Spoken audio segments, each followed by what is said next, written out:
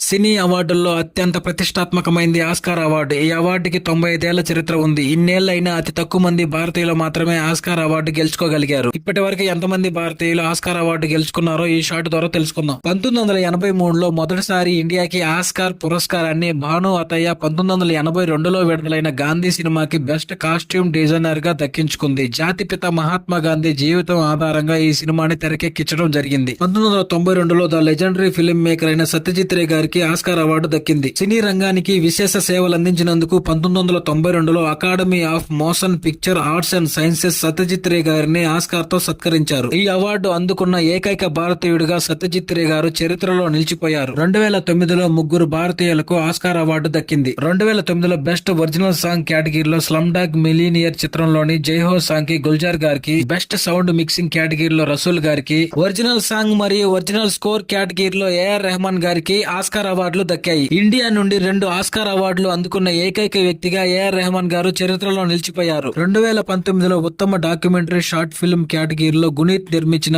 Period end of a sentence Oscar award గెలుపొందింది. తాజాగా 2023లో 95వ ఆస్కార్ వేడుకలో ఎంఎం కీరవాణి గారికి ఆర్ఆర్ఆర్ మూవీ నుండి Naatu Naatu song best original song కేటగిరీలో ఆస్కార్ అవార్డు వరించింది. ఈ సాంగ్ ని ఎంఎం కీరవాణి గారు కంపోజ్ చేయగా చంద్రబోస్ లిరిక్స్ అందించారు. వీరిద్దరు కలిసి ఆస్కార్ స్టేజ్ పై అవార్డులు అందుకున్నారు. ఇదే 2023 ఆస్కార్ వేడుకలలో బెస్ట్ డాక్యుమెంటరీ షార్ట్ ఫిల్మ్ కేటగిరీలో గునీత్ మోంగా, కార్తిక్ గోన్సాల్స్ రూపొందించిన ద ఎలిఫెంట్ విస్పరర్స్ ఆస్కార్ దక్కించుకుంది.